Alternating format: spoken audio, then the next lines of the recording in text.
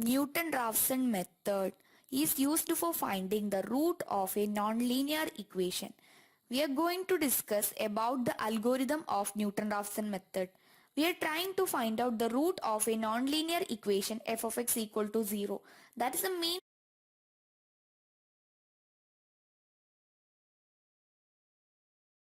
Newton-Raphson method of solving nonlinear equations by using Taylor series. Our aim is to find out the root of a nonlinear equation f of x equal to 0. Let x naught be approximation for the root of f of x equal to 0. Consider another point x1 which is at a distance of h from x naught, that is x1 equal to x naught plus h. Let this x1 which is equal to x naught plus h be the correct root so that f of x1 equal to 0, expanding f of x1 which is equal to f of x naught plus h by using Taylor series. We get f of x1 equal to f of x naught plus h, which is equal to f of x naught plus h times f dash of x naught plus h square divided by 2 factorial times f double dash of x naught plus etc. This is the equation number 1. For finding this value of f of x1, we should know the value of the function at the approximate point x0, the first derivative of the function at the approximate point x0, second derivative, and so on. If we get all the derivatives, because there are infinite number of derivatives here, then we can find out the value of function f of x1 exactly at that particular point. And also, the value of the function is defined and continuous between x and x plus h. And all its derivatives are also defined and continuous from that point. So now what does this have to do with Newton-Raphson method formula? First thing is it's that we can derive Newton-Raphson method formula by using Taylor series. So Newton-Raphson method is used to find the root of equation f of x equal to 0. We are basically looking at the value of the function f of x equal to 0. We are going to look at a point where this function is going to become 0. In this equation, there are infinite number of terms here. Here I am taking only 2 terms of the series here. So we will get Newton-Raphson method formula from here. Important thing is that we are forgetting other terms while we are deriving the Newton-Raphson method formula from Taylor series. H square, h cube, etc. That is the higher powers of h are neglecting here because that error is going to become quadratic and that compresses the error. So we get f of x naught plus h times f dash of x naught equal to 0, and we get h is equivalent to minus f of x naught divided by f dash of x naught. We know x1 equal to x naught plus h. Substitute the value of h. x1 equal to x naught minus f of x naught divided by f dash of x naught. Proceeding like this, the successive approximation x2, x3, etc. up to xn plus 1 are given by a general formula xn plus 1 equal to xn minus f of xn divided by f dash of xn. This is equation number 3. That is Newton-Raphson formula for n equal to 0, 1, 2, 3, etc. Note: the approximation xn plus 1 given by equation 3 converges provided that the initial approximation x0 is chosen sufficiently close to root of f of x equal to 0. That means our approximate value of x0 need to be sufficiently close to the value of the root of function f of x equal to 0. so that we can reduce the number of iterations. The second method is based on graphical analysis. Let's suppose we are trying to find the root of this equation f of x equal to 0.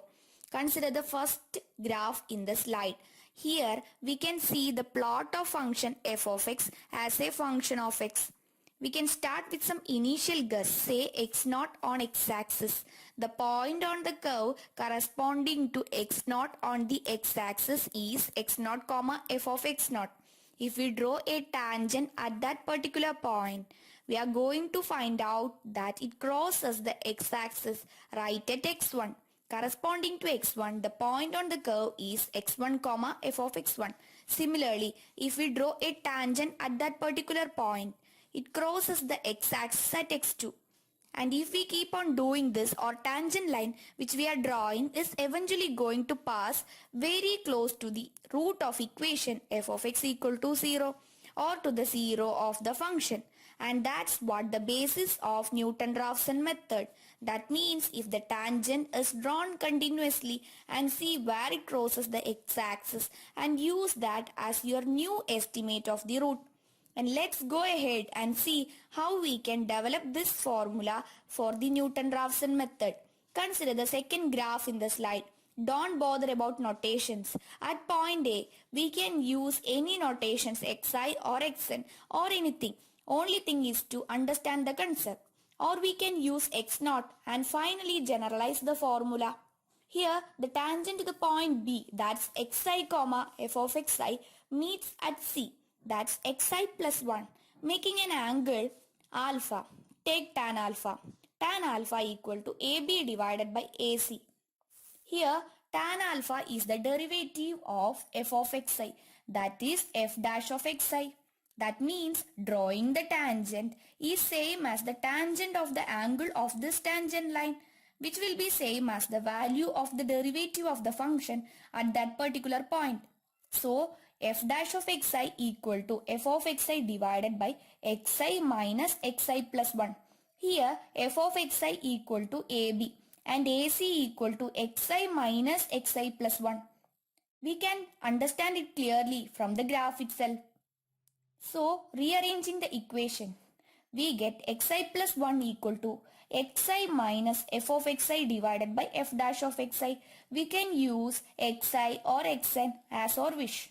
The only thing which is unknown in the equation is xi plus 1, and we can get this by using other known quantities, that is xi, f of xi and f dash of xi. This formula is called Newton-Raphson method formula for finding the root of a nonlinear equation.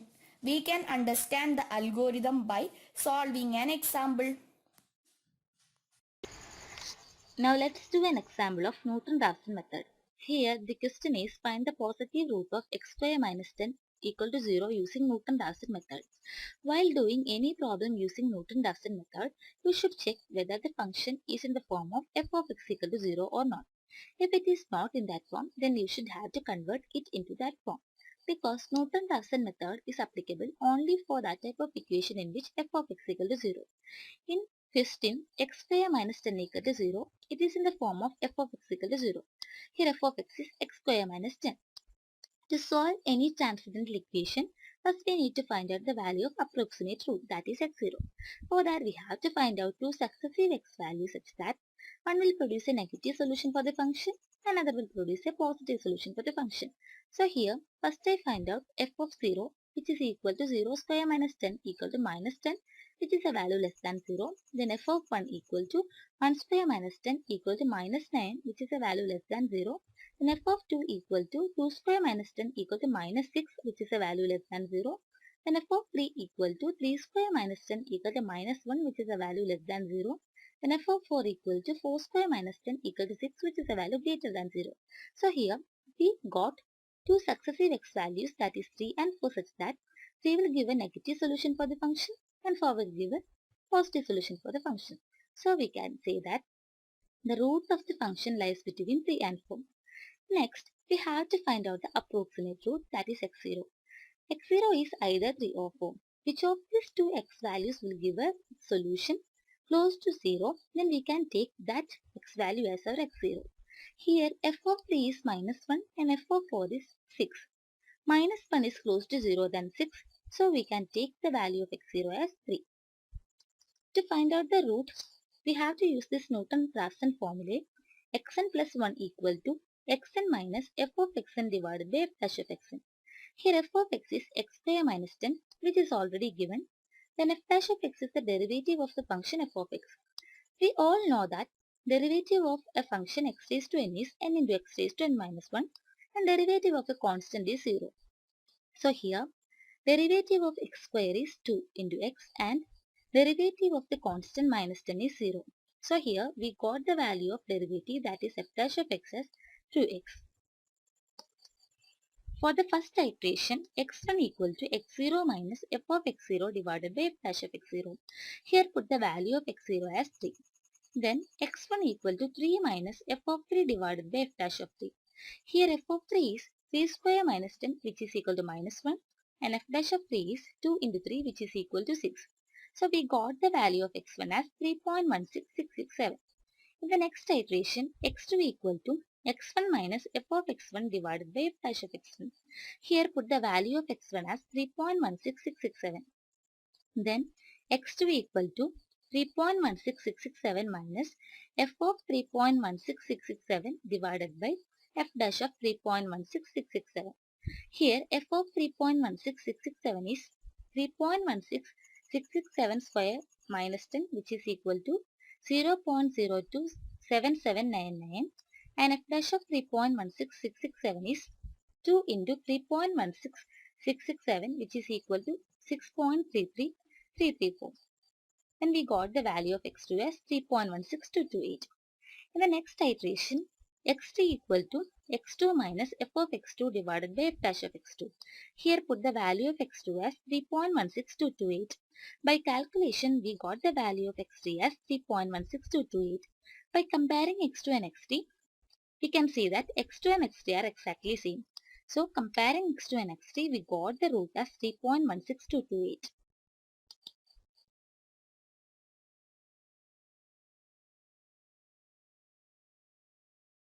Algorithm. So here is a step-by-step plan for a computational procedure.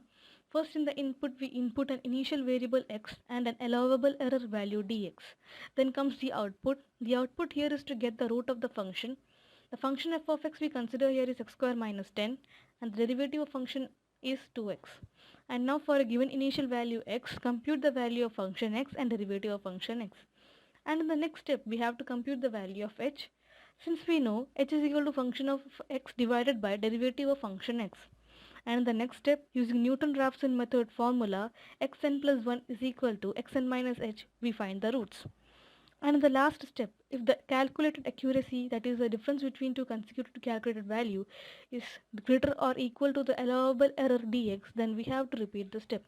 And when the calculated accuracy is less than the allowable error, then that value is considered as the root of the function.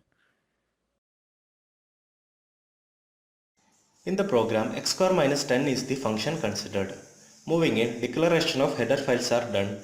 Then two C++ functions are declared, which are namely fnc and defrnc of double data type, which return value x square minus 10 and 2x respectively.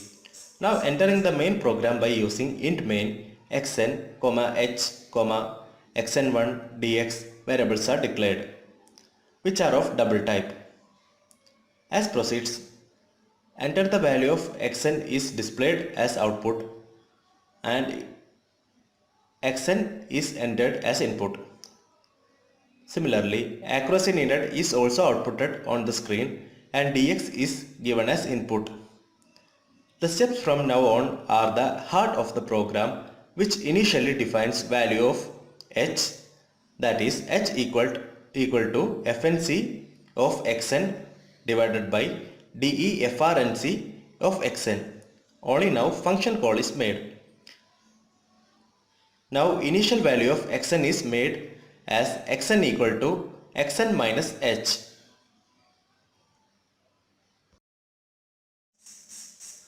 On execution of while loop, we get our root. Looking at while loop, here an OR operator is used.